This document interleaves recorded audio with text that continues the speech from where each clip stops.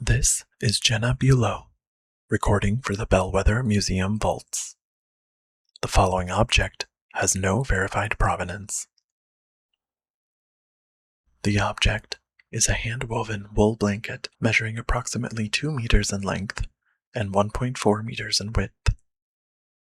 Its wool has been dyed a blue so dark that it appears black in low light, and a narrower border of pale gray thread runs along each edge in a pattern resembling interlocking branches. No two sections of the border are identical. The blanket shows signs of prolonged use. The center has been worn thin. Several corners have been repaired by hand, and the replacement thread does not match the original weave. Lab analysis identifies wool from at least 3 breeds of sheep, all of which were common in North America and Northern Europe during the 20th century. There are no labels, initials, maker's marks, or identifying symbols. The blanket entered the museum's collection in February of 1986 as part of an undocumented estate donation. The corresponding inventory lists the object only as one blue blanket. Do not sleep beneath. A handwritten statement was later found folded between 2 layers of fabric during conservation work. The statement is undated, though references contained within the text suggest it was composed sometime between 1969 and 1974. Transcription begins. My name is Margaret Vale, and I'm writing this because I do not know how much longer I will remain entirely myself. I've tried to find a less alarming way to begin. Each time, I end up disguising the reason this account exists, and I no longer have the luxury of making this easier for whoever eventually reads it. The blanket belonged to my sister, Eleanor. She was 6 years older than I was, and for most of my life, she was the person I trusted more than anyone else. When our mother died, Eleanor handled the arrangements because I could not. When my marriage ended, she stayed with me for nearly a month, though I had never asked her to. When I lacked the money for a deposit on my house, she gave it to me and later pretended she had forgotten the amount. She was not sentimental, however, and she had no patience for superstition. Eleanor did not believe in ghosts, curses, omens, prophetic dreams, or any explanation that required the listener to accept a conclusion before examining the facts. She regarded seances as theater, fortune tellers as thieves, and miracle stories as misunderstandings improved through repetition. So, if Eleanor told me that she had witnessed something impossible, I believed that she had witnessed it.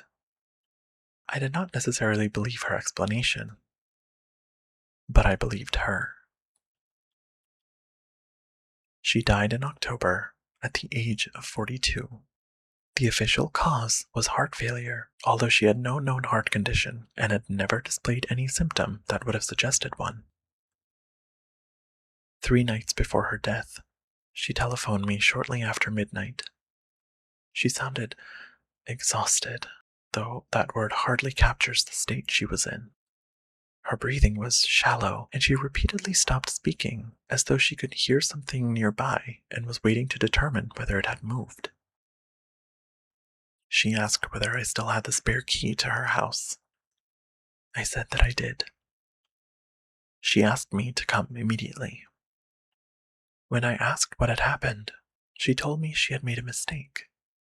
She would not explain what kind of mistake, and when I asked whether she needed a doctor, she first said no, then yes, and then insisted that I should not call anyone. I was already putting on my coat when she said, "Margaret, when you get here, don't let me fall asleep." I asked why. For several seconds, she said nothing. Then, I heard a sound through the receiver. At the time, I assumed it was interference on the line, although it did not resemble the static or clicking I had heard during bad weather.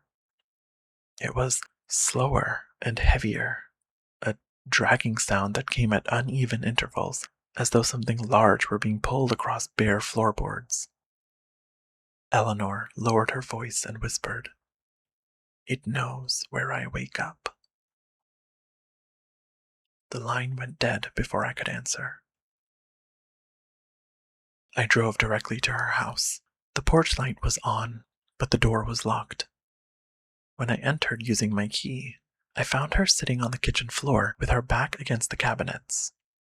She had wrapped herself in a bedsheet and was holding one of the large carving knives from the wooden block beside the stove. 4 empty coffee cups stood beside her. Her hands shook so badly that the tip of the knife tapped against the tile. I said her name, and she screamed with such force that I nearly dropped the keys. She raised the knife before recognizing me, then lowered it and began to cry. I had seen my sister cry before, but never in that manner. There was no release in it, no sobbing or anger. She simply made a quiet, breathless sound and pressed her forehead against my shoulder as though she lacked the strength to hold herself upright. I took the knife from her and asked what had happened. She said she'd been having dreams. I told her that everyone had dreams. She looked at me as though I had said something cruel. "These aren't mine," she said. The blanket was in her bedroom. I had seen it many times before, folded across the foot of the bed whenever I visited. It was dark blue, nearly black, with a border of gray stitching. Nothing about it appeared especially old or valuable, and I had never asked where she acquired it. Eleanor told me she had purchased it at an estate sale approximately 2 months earlier. She had paid $3. The woman managing the sale had warned her that the blanket caused nightmares, and Eleanor, naturally, had assumed the woman was joking. That night, she slept beneath it. Her first dream was unpleasant, but not especially unusual. She found herself standing in a field at night, surrounded by grass that reached her waist and reflected a faint silver light. There was no moon and no visible source of illumination, yet she could see the field clearly enough to move through it.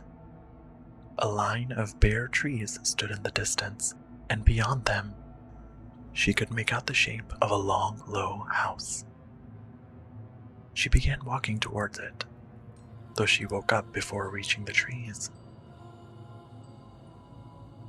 The following night, she used the blanket again and returned to the same field. Not a similar field. The same one.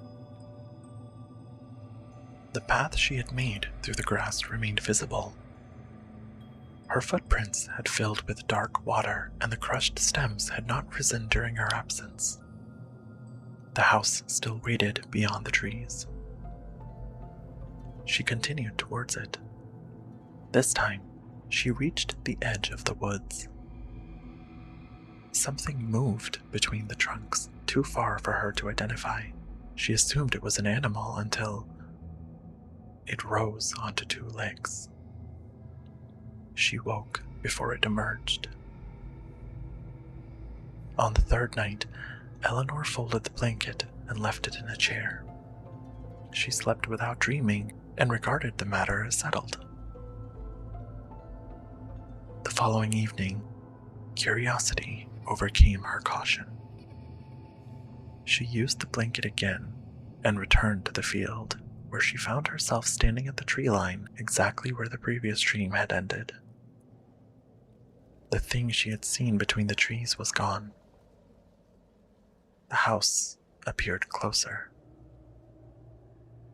A wide path had been pressed through the grass beneath the branches, though the marks did not resemble footprints. It looked as though something heavy had been dragged from the woods towards the building. Eleanor followed it. When I asked why, she became irritated and said that dreams had their own reasoning, A person might feel terrified and still continue towards the source of that fear because the dream supplied certainty without explanation. In that moment, she had simply known that the path would lead somewhere important. The house had no windows. Its walls were made of dark wooden boards laid horizontally, many of them warped outward as though something inside had pressed against them over a long period of time. There was a single door at the center. A gray blanket had been hung across it. Eleanor woke before touching the fabric.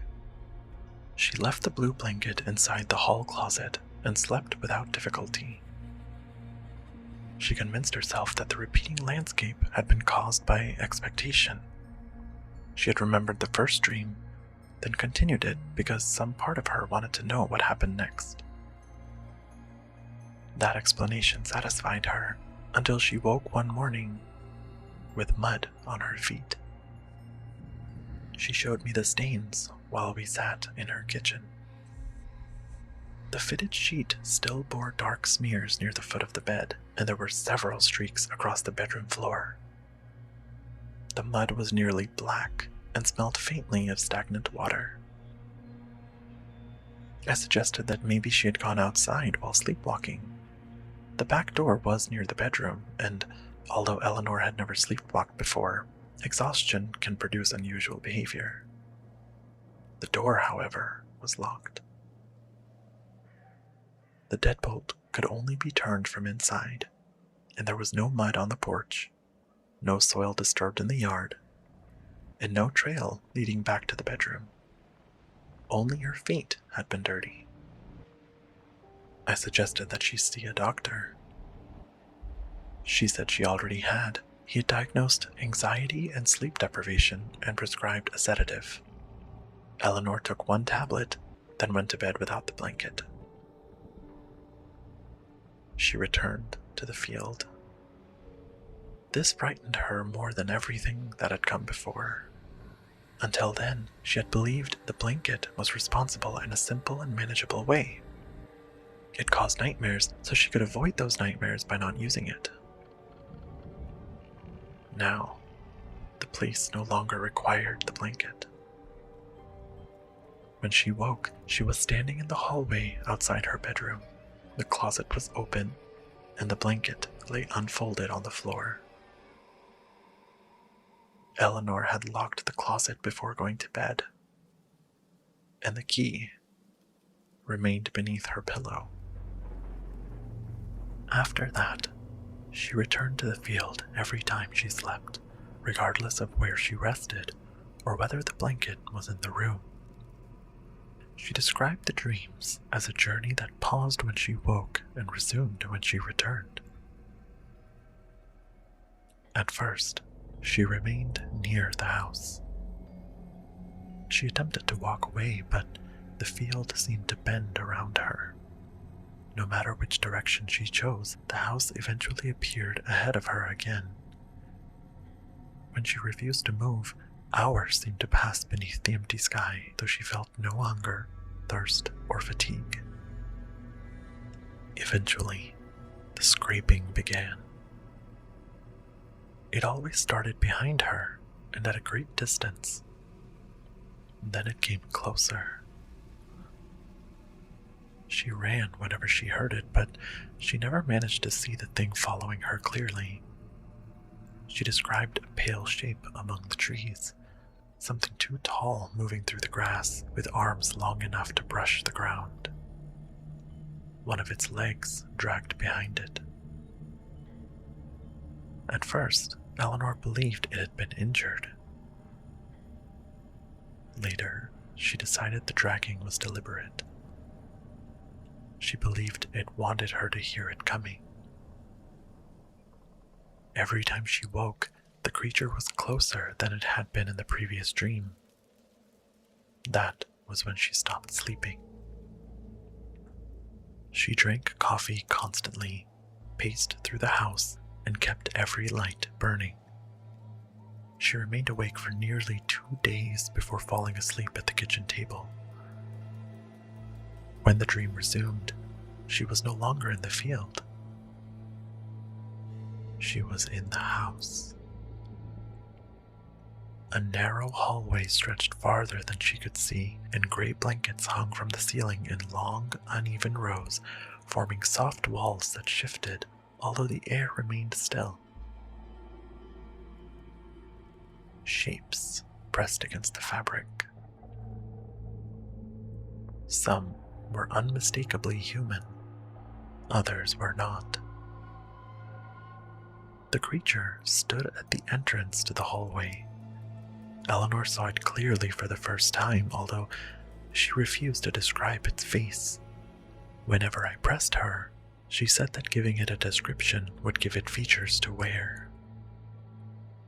At the time, I believed this was another piece of dream logic. I understand now. She told me only that it was tall, pale, and bent incorrectly at the joints. Its skin hung loosely, as though the body beneath it were smaller than the skin had been made to contain. One leg dragged along the floor, and its hands had long fingers divided by too many knuckles. Its chest did not move. It did not breathe. It tilted its head and spoke in Eleanor's voice. "There you are," it said. She ran into the hallway. The blanket struck her face and tangled around her arms as she passed. From behind the fabric came the voices of people she could not see. Some begged for help. Others called her by name. One of them sounded like me. Eleanor knew it was not me because the voice used a childhood nickname that I had never called her. That detail disturbed her more than the voice itself. When I asked her how the thing could have known the nickname, she said she did not believe it had known. It was searching through her memories and making mistakes. She ran until she saw a bedroom at the end of the hall. It was her bedroom. The same wallpaper, the same dresser, the same lamp. Her own body lay asleep beneath the blue blanket. She understood that if she reached the bed and touched herself, she would wake. She also understood that the creature knew this. It was no longer chasing her through the hall. Somehow, it had entered the bedroom ahead of her and was approaching the sleeping body from the opposite side. Eleanor reached the bed first. She touched her own shoulder and woke. The blanket covered her. For less than a second, she thought she saw a tall figure standing beside the bed. It leaned over her, close enough that its face should have been visible, though she remembered only the impression of something pale withdrawing into the darkness. That was when she telephoned me. I remained with her until morning. She refused to lie down, even after dawn. We placed the blanket in a cardboard box and carried it to my car. Eleanor insisted that I wear gloves and begged me not to let the wool touch my skin. We agreed that I would burn it. I did not fully believe her account. I believed she had seen the field. I believed she had seen the creature. I believed the mud was real because I had touched it. I also believed that fear, sleep deprivation, and medication had distorted her judgment. I thought that removing the blanket would allow her to recover. I drove home and placed the box in my garage. I intended to burn it that afternoon. Instead, I fell asleep on the sofa. I had been awake through most of the night and had worked the previous day. I remember closing my eyes and deciding that I would only rest for a few minutes. Then I was standing in the field. The grass reached my waist. The sky above me was black and empty, and the line of trees stood in the distance, with the house visible behind them. I knew where I was before I saw any of it. Dreams usually begin without explanation. You find yourself somewhere, and the fact of being there feels natural until you wake. This was different. I had arrived. One moment I was on my sofa. The next, I had been placed in the field with the certainty that the place had existed before me and would continue after I left. I could feel the grass against my hands and the mud between my toes. The air smelled of iron, mold, and rainwater. Something answered from the trees in my own voice. I woke. Only 20 minutes had passed. My feet were clean, and the box remained in the garage. I telephoned Eleanor, but she did not answer. When I reached her house, the front door was unlocked. I found her in bed. The blanket covered her. I had left it inside a sealed box several miles away. I pulled it from her body and threw it onto the floor. Eleanor was alive, but she would not wake. Her eyes moved rapidly beneath her eyelids, and her hands gripped the sheets with enough force to break several fingernails. I called an ambulance. She woke before it arrived. Her eyes opened, and for several seconds she stared at the ceiling as though she did not recognize the room. Then she looked at me and said, "It almost made it through." She suffered cardiac arrest moments later. The paramedics worked on her for 40 minutes. She died before reaching the hospital. When I returned from the emergency room, the blanket was still lying on the bedroom floor. I should have destroyed it then. Instead, I wanted answers. Grief has a way of dressing curiosity in moral language. I told myself that I owed it to Eleanor to understand what had happened. I told myself I needed evidence. I told myself that if the blanket had killed her, someone else might die unless I learned how it worked. The truth was simpler. I wanted to see my sister again. That night, I slept beneath the blanket. I returned to the field. The house was closer than before, and I found myself standing beside the trees. Eleanor's footprints remained in the mud, alongside another trail formed by long, narrow impressions and a deep groove where something had dragged behind them. I followed her tracks into the house. Gray blankets hung from the ceiling. The hallway stretched forward into darkness. I called her name. The fabric shifted. A hand appeared from behind one of the blankets and curled around its edge. Eleanor leaned into view. Her face was pale and her hair looked wet. She pressed one finger to her lips. I began to cry, but she shook her head sharply and pointed behind me.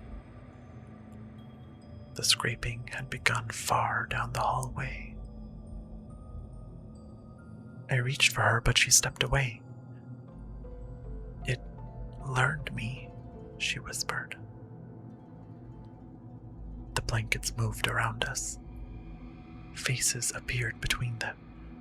Dozens of Eleanors watched me from the folds. Some looked younger than I remembered her. Others were old, injured, smiling, weeping, or expressionless. The one nearest me said, "You have to wake up." Another said, "Don't listen to her." A third called me by name. Then all of them began speaking at once. They told me things only Eleanor could have known. The name of my first dog. The song our father sang while repairing the kitchen sink. The place where I hid cigarettes as a teenager. The exact words Eleanor used after my divorce. Every memory was accurate. Every voice was hers. The scraping grew louder. The Eleanor closest to me seized my wrist.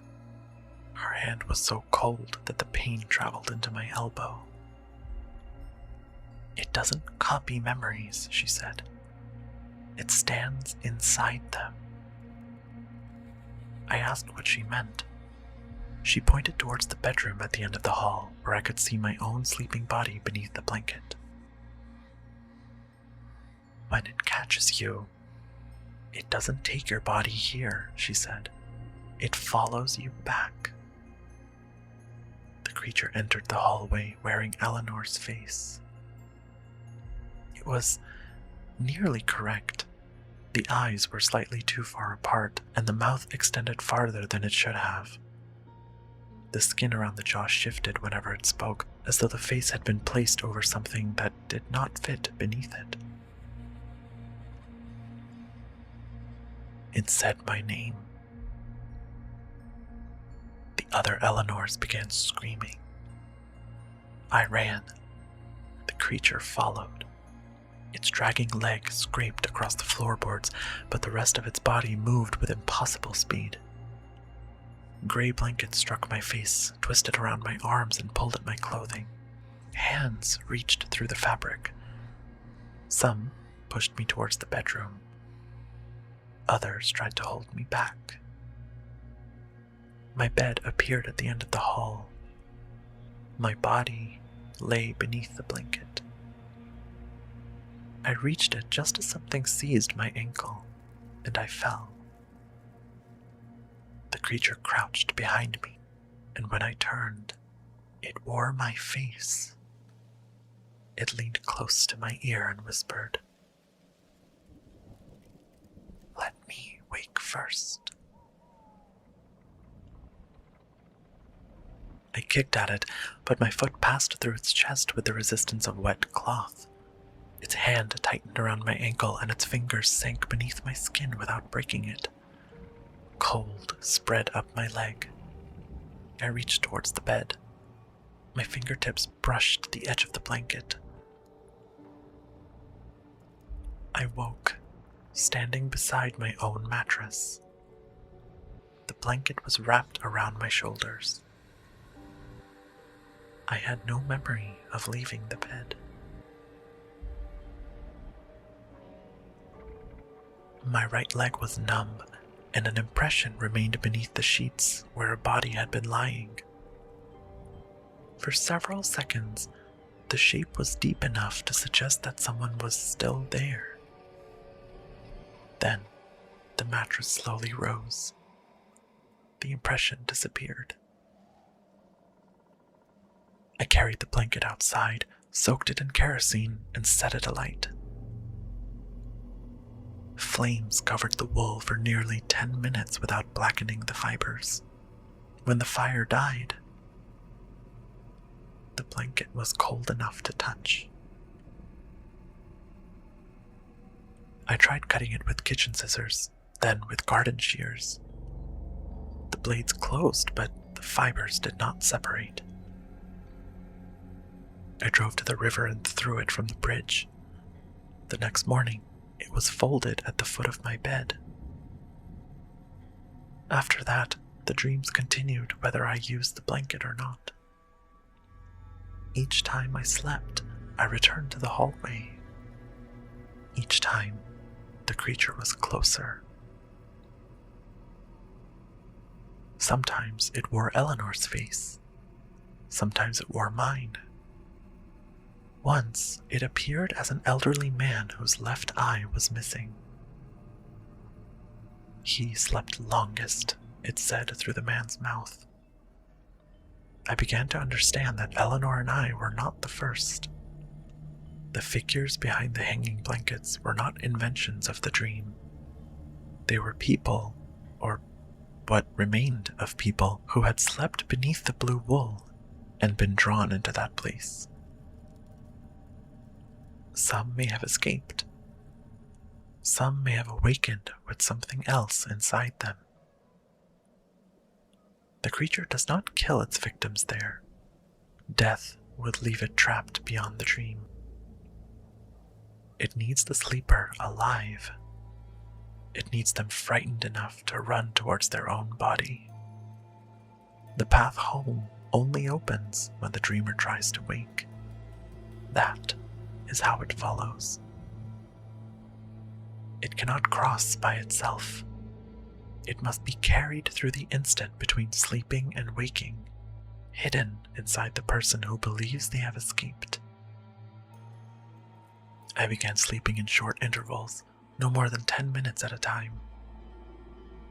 It made no difference. Time does not pass equally in that place. A minute here may become hours there, and every dream resumes where the last one ended. I stopped sleeping alone. I asked friends to remain beside me and wake me after several minutes. Most refused after the first attempt. They said I screamed before my eyes closed. They said I spoke in voices they did not recognize. One friend, Laura, agreed to stay. She sat beside my bed and held my hand while I tried to sleep. I instructed her to wake me after 5 minutes. When I opened my eyes, she was standing in the corner of the room with one hand pressed over her mouth. She told me that I had stopped breathing. Then, while my eyes remained closed, I sat upright and turned toward her. In a voice that was not mine, I asked whether she wanted to see the field. Laura left the house. She has not answered my calls. 2 nights ago, I returned to the house again, though the hallway had changed. I stood in a vast room filled with beds. There were hundreds of them, perhaps thousands, arranged in rows that stretched beyond the limit of my sight. Each bed held a sleeping person beneath a dark blue blanket. Some were children, some were elderly, some wore clothing from periods I did not recognize. Beside every bed stood a pale figure. They were not all the same creature, though they shared the same loose skin, the same unnatural limbs, and the same stillness in the chest. They leaned over the sleepers and waited. The room extended into darkness. At the far end, I saw my own bed. My body lay beneath the blanket. The creature stood beside it, wearing my face perfectly. There was no error in the eyes, no looseness around the mouth, and no delay in the expression. It smiled at me. Then it climbed onto the bed and lowered itself into my sleeping body as though descending beneath the surface of dark water. I ran. I woke before reaching the mattress. I was lying on the floor. The blanket had been folded neatly at the foot of the bed, and the bedroom door stood open. Wet footprints led from the mattress into the hallway. They ended in front of the bathroom mirror. Someone had written 2 words on the glass. Not yet. I have remained awake since then. I do not know how long I can continue. The creature is learning how to enter without me. Perhaps each dream brings it closer. Perhaps each time I wake, some part of it remains behind. My reflection has begun moving incorrectly. The differences are small. A blink comes half a second too late.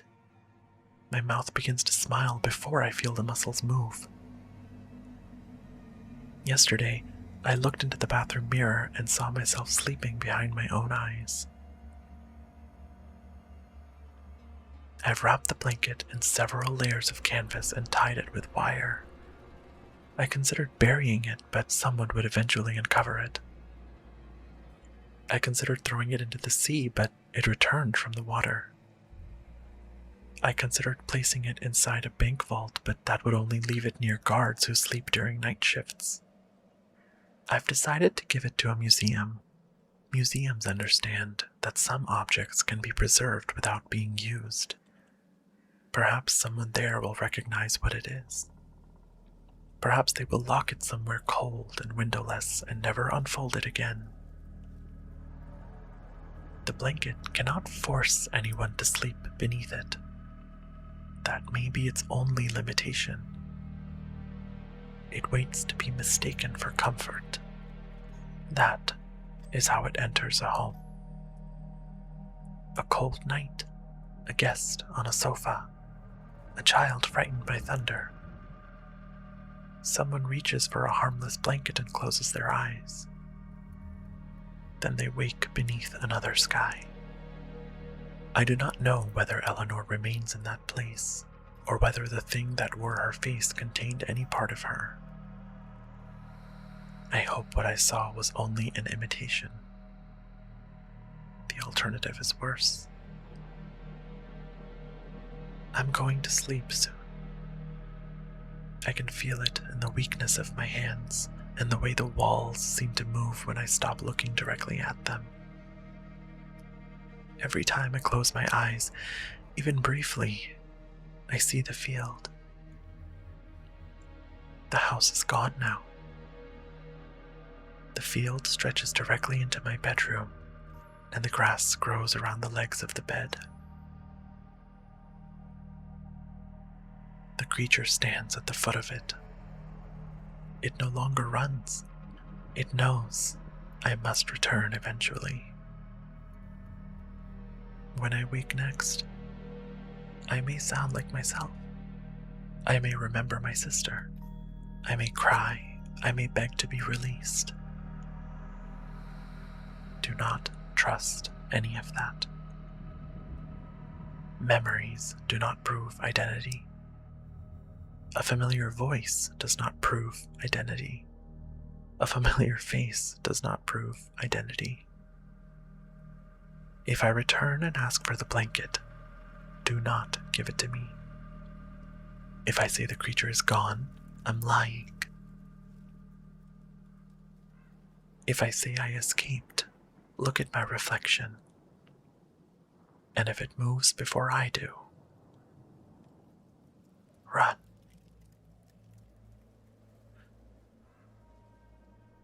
End transcription. The blanket entered the Bellwether Museum collection in February of 1986. No documentation explains the gap between the estimated date of the statement and the object's acquisition.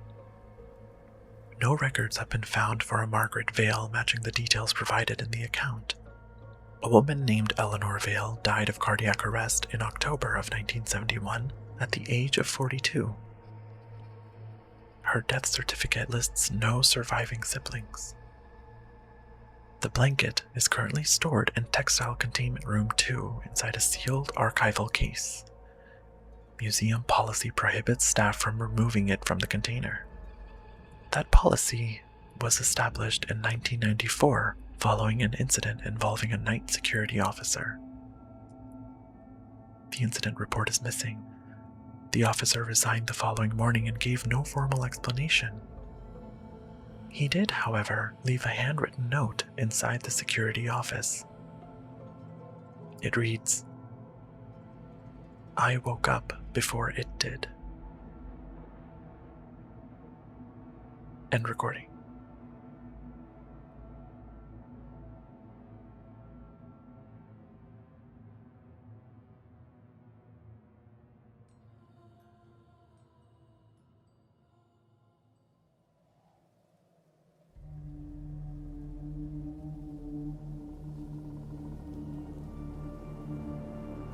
Thank you for listening to No Verified Provenance. If you enjoyed this episode, you can find the podcast on YouTube and Spotify by searching No Verified Provenance. You can also follow on Instagram at Jenna Sequoia. That's Jenna.sais.quii.